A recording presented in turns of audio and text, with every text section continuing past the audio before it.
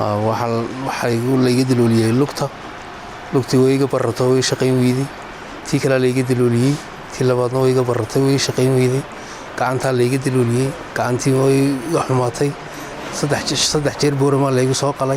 Saleebaan Maxamuud Sahal waa bukaan ka soo jeeda qoys danyar ah. Keliyaha ayaa fadhiistay waxaana laga dalooliyey si keliyihiisa loo safeeyo lugta iyo gacanta oo iyaguna nabar yeeshay. Saleebaan Maxamuud Sahal waxa uu ku jiraa cisbitaalka magaalada Hargeysa halkaas oo keliyaha loogu safeeyo. Waxa uu fariin u diray shacabka muslimiinta ah iyo muxsiniinta Soomaaliyeed meel kastoo ay kaga dhaqayn daafaha dunida isagoo ka codsaday in loo ururiyo dhaqaale ugu yaraan keli kale loogu bedelo si noloshiisa loo badbaadiyo. Saleebaan waxa uu sheegay in meesha saddexaad ee jidhkiisa ee hadhay oo keliya ahayd cunaha halkaas oo laga dalooliyey oo iyadana hadda laga sifeeyo. Saleebaan ayaa dadka Soomaaliyeed ee muxsiniinta iyo ummadda Islaamka ee ku dhaqan daafaha dunida u diray fariintani.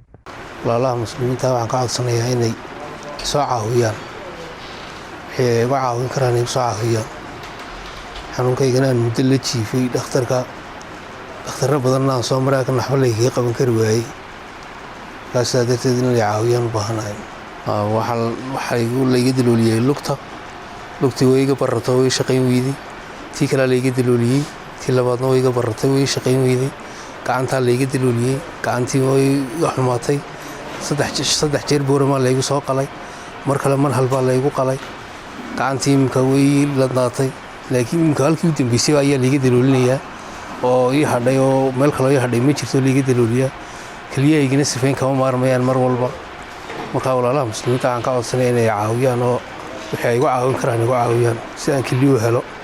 walaal wixii aad ku tari karto Rabbi daraaddii waxaad ugu dirtaa lambarka shaashadda ka muuqda, waxaanad kala xiriiri kartaa bukaankaasi isla telefoonkaasi. Rabbi khayr ha idinka siiyo gargaarka aad gaadhsiinaysaan ama aad ku taakulaysaan si uu helo keli loo bedelo. Saleebaan Maxamuud Sahal oo ah qof bukaan ah oo danyar ah oo keliyihiisu ay fadhiisteen, mucaawinana uga baahan guud ahaanba ummadda Soomaaliyeed iyo inta muslimiinta ee muxsiniinta ah.